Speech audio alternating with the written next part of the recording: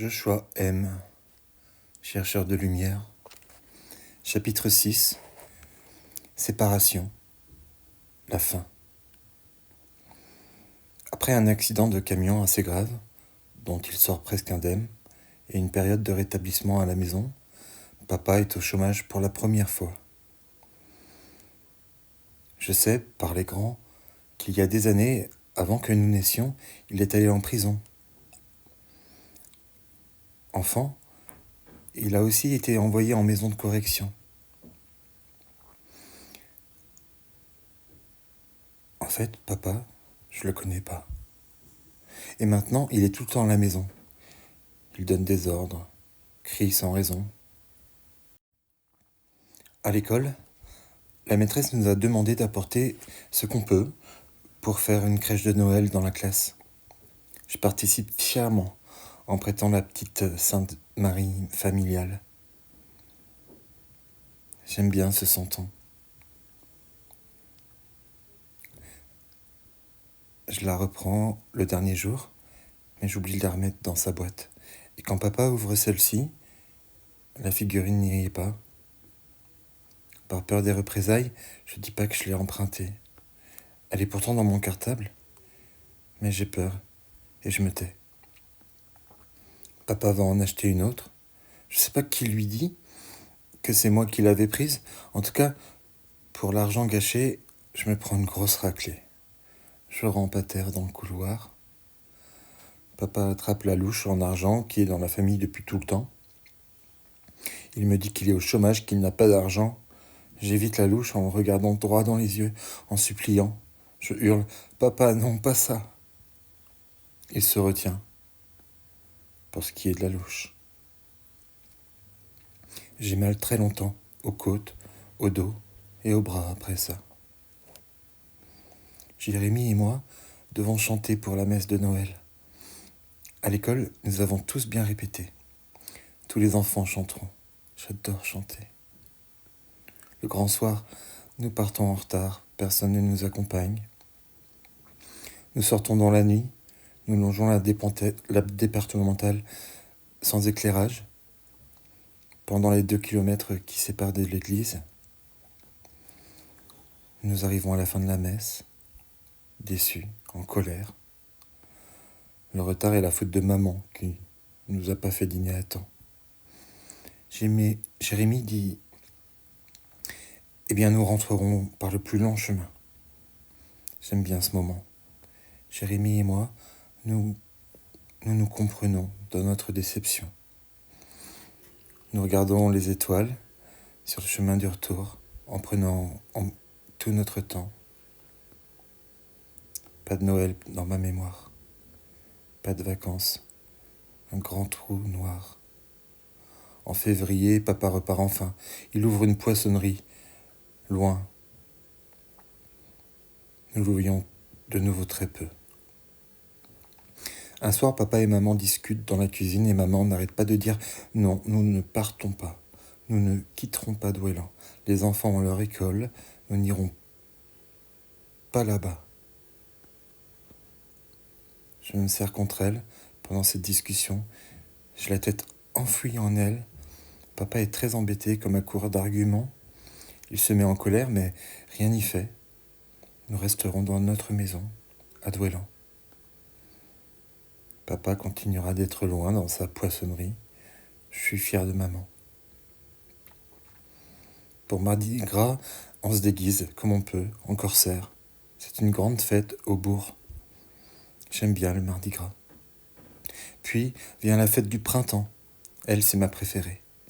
Les tracteurs des fermes alentours sont décorés de papier crépon, de toutes les couleurs. Leurs charrues font des corseaux fleuris par thème, sur lesquels nous montons pour défiler dans le bourg. Comme presque chaque année, la pluie vient tout gâcher. Nous finissons en slip, dégoulinant de la teinture du papier. L'année de CE2 est ma dernière année d'enfance. Je le sens. Il me reste encore un répit. J'en profite inconsciemment. Je mange les jolis moments par le cœur. J'essaye de récupérer un peu de bonheur. Je compte chaque instant dans lequel je peux voir de la beauté, comme pressé par l'urgence de stocker en moi le plus possible de joli et de pureté. Il m'arrive parfois de me taper la tête contre les murs. Ça fait un effet dans la maison. J'écris sur les mêmes murs, je vais me suicider avec un O. Je sais pas pourquoi je fais cela, j'ai besoin d'être entendu, je crois. Ça fonctionne un peu. Maman m'emmène quelquefois voir une dame pour parler avec moi, m'écouter. Elle me fait m'allonger, me calmer. Elle m'apprend à respirer. Elle est psychologue. Je sais qu'elle ne s'occupe que des enfants pas normaux. Je suis vexé. Me retrouver à lui parler n'était pas le but souhaité et je voulais juste faire peur à la maison, les inquiéter, les autres, les grands, maman. Maintenant, je passe pour un cinglé. Pendant les vacances de Pâques, je passe quelques jours à la poissonnerie, sans les autres, avec papa et maman. Je comprends pas ce que cette poissonnerie a d'important aux yeux de papa. L'endroit est triste et angoissant. Tout est tellement mieux à Douélin. La poissonnerie ne rapporte rien. Je n'entends parler que de dettes qui s'accumulent. Il n'y avait déjà jamais grand-chose à la maison. C'est encore pire maintenant. Le 29 juin, j'ai 9 ans. Dernières vacances chez mamie et papy. Ça aussi, je le sens. Maman dit, au moins là-bas, ils auront à manger. Maman a recommencé à conduire. Je l'avais jamais vue faire ça en 9 ans. Elle s'est teinte en blonde aussi. Quelque chose de terrible semble se préparer. De grands changements. Je sens comme un gros orage approcher. Je prie plus qu'avant. Je suis triste plus souvent. Inquiet tout le temps. Une angoisse, fine comme un fil, et pointue comme une aiguille, me perce le cœur en permanence. Si elle ne fait pas vraiment mal, elle ne me laisse pas de repos. Elle m'habite chaque instant maintenant. C'est terrifiant. Je me demande si les autres enfants ressentent la même chose. Je sais que non. Cette angoisse est toujours là. Même quand je l'oublie, elle est dedans. Les vacances sont du bon, je m'y réfugie. Papy, mamie, les étoiles le soir. Comme j'aime manier la Venise verte et les marais. Cet été, une petite fille blonde chante à la télé. Elle me fascine. Quelle chance elle a de chanter. Cette chanson passe en boucle. C'est la chanson de l'été. À la fin des vacances, un problème est présent, c'est sûr. Personne ne revient nous chercher. Mamie s'inquiète de voir la rentrée scolaire approcher, sans qu'on se préoccupe vraiment de nous. Papy râle, il trouve cela scandaleux. C'est maman qui finalement arrive à manier en catastrophe. Elle m'étonne, cette maman-là. Elle est sexy dans une combinaison blanche dont les épaules sont découvertes, blonde, haletante. Et surtout, elle a conduit seule tout le long de ce chemin. C'est une femme différente que je ne reconnais pas bien. Elle se confie à voix basse à mamie qui l'écoute désolée. Je sais qu'elle parle de papa. Je sens qu'il les déçoit. Nous rentrons dans la petite voiture rouge de maman. J'entre en CM1. Le maître de CM1 me terrorise. Il s'appelle Monsieur Prudhomme. Il a été terrible avec Jérém quand il était dans sa classe. Il m'appelle par mon nom de famille, pas mon prénom. Il n'appelle par leur prénom que ceux qu'il apprécie. Les enfants de commerçants, de notables, le fils du boulanger. Il me frappe très souvent, parfois sans même que j'ai eu le temps de rien faire. Au début de la journée, il me prend, me traîne jusqu'au fond de la classe et m'y laisse, terrorisé. Les autres enfants trouvent cela injuste, mais n'osent jamais s'interposer. Quand je parle à la maison de cela, un miracle se produit. Papa et maman s'habillent. Ils ont mis leur manteau de fourrure, leur seule marque extérieure de richesse. Ils vont voir le directeur, Monsieur Gallic. Je parle devant Monsieur Gallic de ce que me fait Prud'homme. Je suis déçu de l'intérêt qu'il porte à cette histoire. Presque aucun intérêt. Surtout, je suis déçu que mon père n'aille pas voir Prud'homme pour lui dire d'arrêter de frapper son fils, clairement et simplement. Gallic minimise. Mes parents acquiescent et me ramènent eux-mêmes à mon bourreau. Prud'homme se calme ensuite. Il reste dur et injuste, mais ne me frappe plus. Au mois de novembre, papa est en convalescence. Après un nouvel accident, il est chez Nénan. Il est plâtré. Je ne sais pas pourquoi il n'est pas à la maison, mais je suis content. Un coup de fil de Nénan. Maman apprend qu'une femme essaye de joindre papa chez elle en se présentant comme sa petite amie. Entre-temps, la poissonnerie a fait faillite. Papa est encore plus entêté que jamais. L'ambiance à la maison, la peine de maman me jette dans un brouillard qui m'entoure tout le temps. La vérité est là. Je l'entends dans les conversations des grands. Papa a une autre femme. Je l'appelle son ex-femme, croyant que c'est le terme pour désigner une maîtresse. Je pense, comment peut-il nous faire ça? J'entre dans un infini désarroi. Nénan fiche dehors papa. Il s'en va sans parler à maman. Le monde s'écroule. J'ai très peur de ce qui va nous arriver. Maman se fait plaindre, elle pleure beaucoup au téléphone, elle raconte tout devant nous. Je comprends pas vraiment. Papa n'est plus un héros, protecteur depuis longtemps. Il a souvent été violent envers nous, envers maman. Je l'aime plus vraiment. Quand maman parle avec d'autres adultes, elle parle de sa nana. Je n'imagine pas cela possible. C'est troublant, inattendu, très perturbant. Un jour, cela devient encore plus vrai. Jérémie et moi sommes dans le jardin, près de la piscine vide. Oh, un trou que papa a fait creuser et bétonner sans jamais l'achever.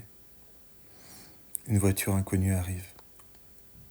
Elle s'immobilise devant le portail de la maison. Papa en sort du côté passager. La conductrice paraît jeune. Elle reste au volant à l'attendre. Papa nous salue en passant. Il ne nous embrasse pas.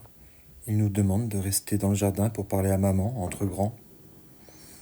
Je suis angoissé par ce qui peut se passer dans la maison.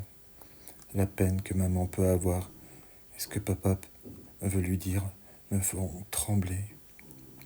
Je regarde cette femme qui attend mon père. Je ressens ce qu'elle représente. Je vois sa détermination sur son visage fermé. J'essaye de la déchiffrer malgré ses lunettes noires et le pare-brise. C'est cette femme qui aime papa. C'est cette femme que papa aime. De nouveau, je me sens emporté par une nausée, un dégoût, une déception si forte, et la sensation, le trouble de cette situation qui est impossible, mais bien réelle pourtant. Cela me fait perdre pied, je suis terrifié. Jérémie me dit qu'il est déçu par papa. Il dit, s'il veut nous emmener, il nous défendra en se débattant, il gesticule, il me montre comment il s'y prendra pour lui échapper. Je me rassure en regardant ses jambes et ses bras s'agiter. Papa ressort peu après avec une valise. Il n'a pas l'intention de nous emmener. Il repart avec la dame. Pendant quelque temps, les amoureux, comme dit maman, vivent à Lorient, à 30 km de Doulan. Maman est très triste. Ça se voit. L'ambiance à la maison est désespérée. Tout est très angoissant. J'ai peur à chaque instant. Tout est noir à présent. C'est le mois de novembre. À Dolan, il n'y a que des problèmes, rien à manger, des dettes comme jamais, un sentiment d'abandon et de trahison en chacun de nous. Il fait tous les jours gris et maman pleure tout le temps. Finalement, papa revient, mais sa nana le harcèle. Elle campe devant la maison. Elle téléphone tout le temps. Un jour, nous sommes avec maman autour de la table de la cuisine. Elle entre sans frapper, habillée de noir. Elle ne dit rien, fixe maman dans les yeux. Personne ne dit rien. Les deux femmes se regardent. Maman est digne et assez noble dans son regard en la fixant. La fille est impétueuse, décidée. Je sens le danger. Je comprends pas tout de suite qui c'est, car elle est brune. Je l'avais vue blonde la première fois dans sa voiture. Je demande c'est qui. Maman répond, une copine à papa. Un ami de papa et maman, qui est souvent présent, la sort de la maison vivement. Elle s'en va. Maman s'écroule en pleurs. Je cours me cacher pour prier. Je crois en ce pouvoir, comme magique, de la prière. Je crois en ce rapport particulier entre Dieu et moi. Je crois que je suis le seul à pouvoir le faire. Les autres ici n'ont pas la foi. Et de toute façon, ils ne viennent pas du même endroit. Avoir recours à Dieu ne les intéresse pas. Je me sens comme un magicien, envoyé sur terre en secret, pour canaliser l'aide divine, qu'elle puisse agir où je pense qu'elle est nécessaire. Alors je prie, bouleversé. Je demande de tout mon cœur de l'aide pour maman, pour chacun de nous. J'ai tellement peur que mes mains tremblent. Les choses s'arrangent un peu. Papa se rapproche de nous. Maman fait ce qu'elle peut pour le retenir, sexuellement surtout. Il passe beaucoup de temps au lit. On entend maman crier. Pas les cris d'une femme avec laquelle on est violent. Maman se vante devant nous de décrocher le téléphone pendant un acte sexuel avec papa, d'entendre sa nana le demander et de lui répondre « Je suis en train de faire l'amour avec mon mari » avant de raccrocher. Je me demande si tout le monde attache autant d'importance à ces choses-là. Je me demande comment je vais faire quand je serai grand. Je crois que c'est trop tôt pour y penser, mais trop tard. Les questions sont en moi. Noël. Papa se saoule plus que d'habitude. Il est encore plus violent. Plus que le soir de la louche, l'an dernier. Bien pire. Surtout avec maman. Très violent. On retrouve les cheveux de maman par poignées dans le couloir. Elle lui reproche sa liaison, de nous avoir trahis. Elle reçoit des coups de poing un peu partout. J'ai le courage de m'imposer, à mes dépens. Quand papa s'en va, je crois que c'est grâce à moi. Il nous laisse dans une chambre. Je tremble de tout mon corps, je suis terrifié, envahi par l'angoisse qu'il revienne, comme s'il pouvait revenir et cette fois-ci nous tuer. Maman me voit trembler. Elle prend mes mains, elle me dit arrête de trembler. Nous savons que papa est parti à Lorient pour retrouver cette femme. Et nous savons que nous avons du temps. Jérém et Sophia sont terrifiés, épuisés. Ils regardent maman, suppliant. Maman réfléchit. Elle nous dit de prendre nos affaires, cartables, vêtements. Elle passe un appel à Nénan. Nous quittons la maison en passant par les bois, les champs, pour ne pas prendre le risque de croiser papa.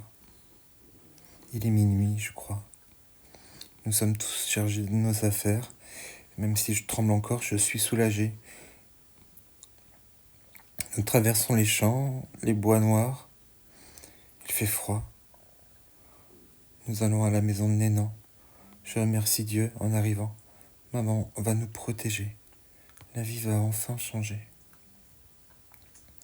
Les jours qui suivent sont angoissants. Nénan est dur avec maman. Son ton est sec et remontrant. Nous vivons à 5, enfermés. Nénan, maman, Sophia, Jérémie et moi. Pour obtenir un appartement, un travail et des aides, maman va à la mairie. Au Nouvel An, Sophia va chez une amie. Elle revient le 1er janvier avec des chocolats qu'elle partage avec Jérémie et moi. Le maire décide de nous loger dans un appartement de 3 pièces à l'étage d'un gîte rural à quelques kilomètres de Douélan. Nous allons avoir un chez nous. Juste avant la rentrée, il faut déménager, réunir nos affaires, partir nous installer. Maman nous demande de nous préparer. On vient nous aider en voiture, mystérieuse.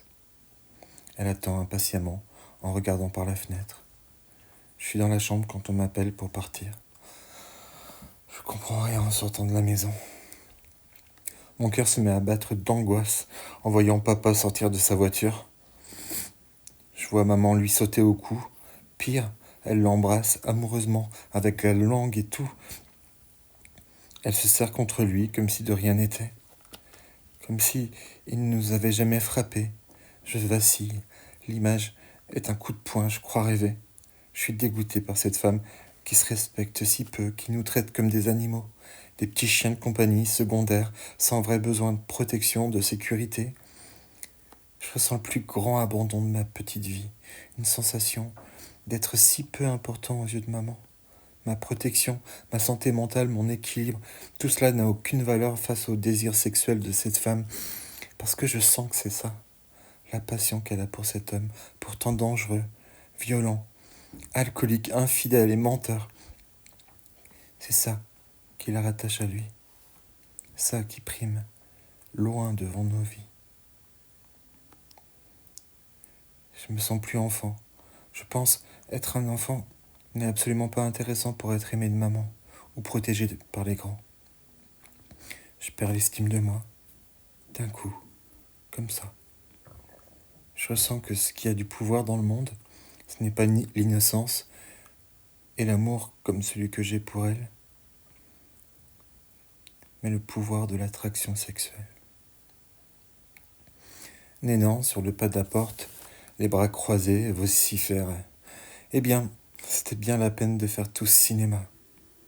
Je voudrais rester avec elle. Je voudrais divorcer de mes parents. Ils me font peur et mal. Et en même temps, ils démolissent mon monde d'enfant. Mon cœur, ma tête et tout dedans. Nous chargeons la voiture. Ces 2 étranges adultes nous emmènent au gîte, qui sera notre nouvelle maison. Lui, il nous aide à nous installer. Moi, je digère mes émotions. J'essaie de cacher mon dégoût de leur comportement. Je me cache à moi-même ce dégoût de maman. Je peux pas vivre sans quelqu'un à aimer. Alors je la garde dans mon cœur. J'essaie de lui pardonner. Une énergie affreuse me rentre au goutte à goutte dans l'organisme. Insidieusement. La pensée que le vrai pouvoir sur Terre pour être aimé est d'être sexuellement attirant et désiré. Début janvier. C'est la rentrée. Les autres enfants de CM1 ont passé un Noël serein. Ils savent rien. Ils savent rien de ce que je sais, des adultes et de leurs secrets. La vie au gîte est plutôt calme. Je me repose de cette période horrible. Il y a un jardin. J'y abrite mes jeux, mes rêves. Il y a 2 chambres. Celle où maman et moi dormons, dans le même lit, et celle de Sophia et Jérémie, qui a 2 lits. Je prends le car pour l'école. Je ne fais toujours plus mes devoirs. Je ne suis pas surveillé. Prud'homme est toujours aussi méchant. Mais cette fois-ci, j'en suis indifférent. Il peut y aller. J'ai la peau dure maintenant. Mes résultats sont navrants. Personne ne s'en inquiète pourtant.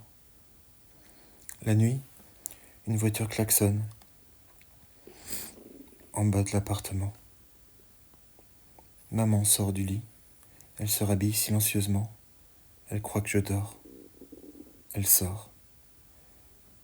Je la regarde s'enfuir dehors. Elle entre dans la voiture et revient quelque temps plus tard. C'est la voiture de papa.